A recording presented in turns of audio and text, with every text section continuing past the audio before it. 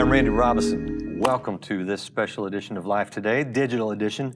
I need a little music, the da-da-da, because I got an little ESPN connection here. Victoria Arlen is with me.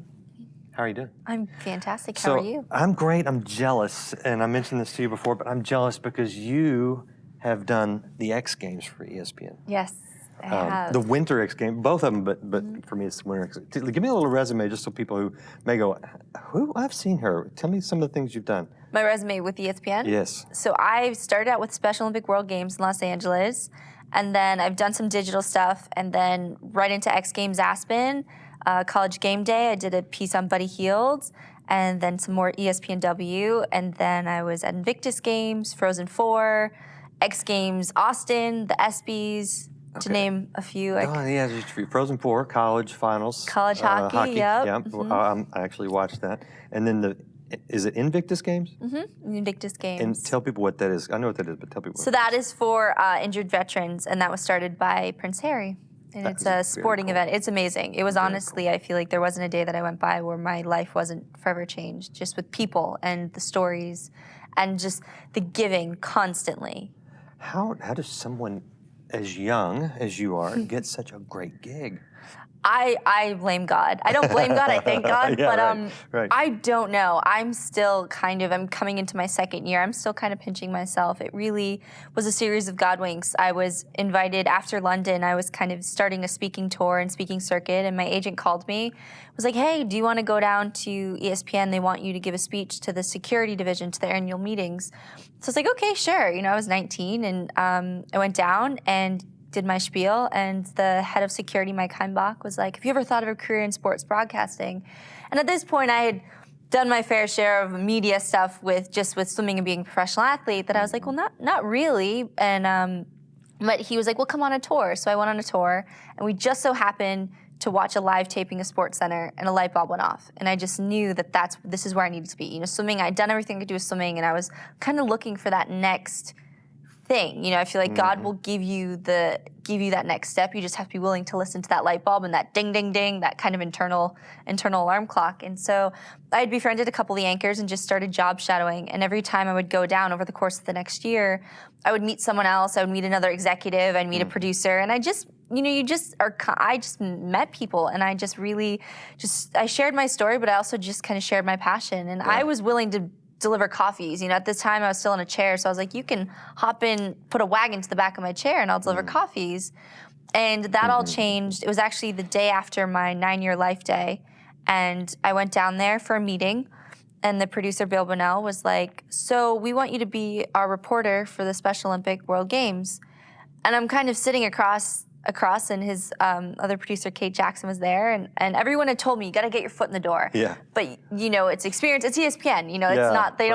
You don't just come on in. And so I'm sitting there. I'm kind of shocked, and then I felt like I kind of had to shake myself, and I said, wait, is this legit? You know, I was 20 years old, and they're like, yeah, you just got your first job, and That's so. Crazy. I worked my butt off preparing for that, and they just gave me all these coaches and folks that helped me. And then that was kind of my tryout. And 3 months later, right after my 21st birthday, I got a contract. Moved down there and became one of the youngest ever hired on air. So you said a couple of things that people were going, wait, what was that? You said, Sorry. You know, your 9-year life day, and we're going to talk about that. You won't believe that, so hang on. But you said swimming. You'd won some swimming. Okay, so you competed in the Paralympics. Paralympics. Yes. But yet you walked out here from the elevator and sat down in a chair as normal as anyone else. Yes. Why were you competing in the Paralympics? So I was paralyzed for 10 years. I only just got out of my wheelchair this past March. Oh, March of 2016. March of 2016, yes. So I was told I would never walk again, and I found swimming kind of as a refuge. There was a lot that I'd gone through and a lot that had happened, and swimming had always been my escape when I was little.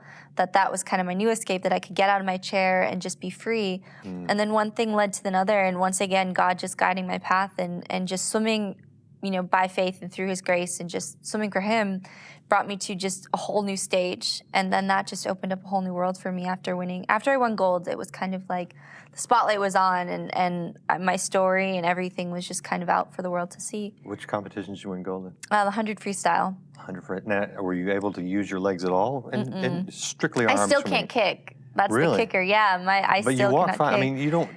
I wouldn't have gone. Something's off with her. That's nice. Legs Thank are- you. I've worked honestly. really hard No, I mean, for that. Yeah, you I've worked walk really in hard for that. and you don't think anything. So that's kind of crazy. All right, so short version because we're running out of time, but you weren't just in a wheelchair, but you were out for a long time. Yes. So I lost the ability to speak, eat, move, and function normally. So I was in a vegetative state and I was locked in. So I knew what was going on, but I couldn't communicate it. And so I was kind of written off as a lost cause. From 11 to 15, that was kind of the worst. And it got worse, I think 13 to 15 were when it was really bad. And then they kind of wrote me off, but my parents felt otherwise, and God did too. How did that leave you other than the physical? I mean, because that's kind of crazy. I mean, that's the worst like stuff nightmare, out of I feel movies. like. Yeah, well, literally, it's been nightmares in movies. It is. It's. You know? I honestly feel like for most people, it's the worst nightmare, and I think it took me a while not to have nightmares about it. But I think it really tested. More than emotionally, I think it tested me spiritually. Where who am I going to rely on? No one can hear me, so who am I going to talk to? And that's when I really found God. I really was like, okay, God, it's you and me.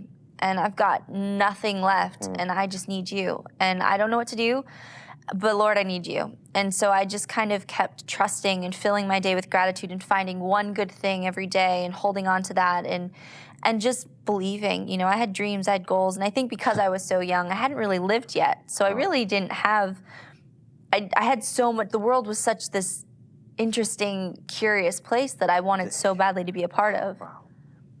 That's crazy. Did you just wake up one day, or was it slowly? It was slowly. I mean, I made a promise with God at one of my worst times where I knew I was losing the battle. And I said, God, if you give me the chance to not only live, but really get better and get 100%, I will use this story and I will use this promise and I will change the world.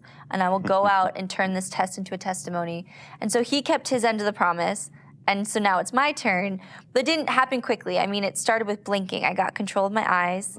And I locked eye contact on my mom, and she saw me, and I saw her, and she was like, "You can hear me, can you try to blink? Blink once, blink twice." And I just blinked and didn't stop. Yeah, And then from there, they were able to get seizures under control, and I just started. I had my hands were like this, so it was like wiggling one finger and then wiggling another, and just getting back. So it was kind of a slow process, and I'm very impatient. That's one thing that I pray for every day is patience, and I just kind of had to just plug away. But one thing that never returned was my legs, and they said that irreversible damage had been done, and so I'd be paralyzed the rest of my life. But yet you are walking. God is good. He holds his promise.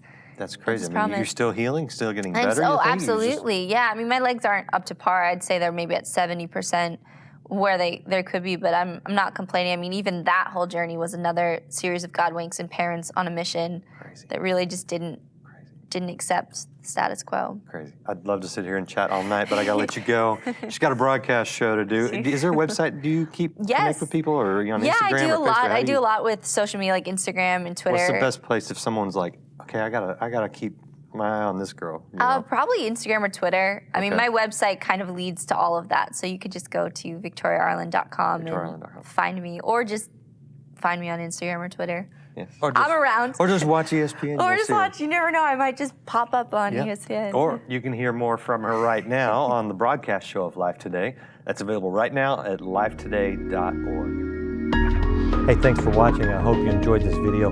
Hit the subscribe button because we want to let you know about all the great videos from Life Today.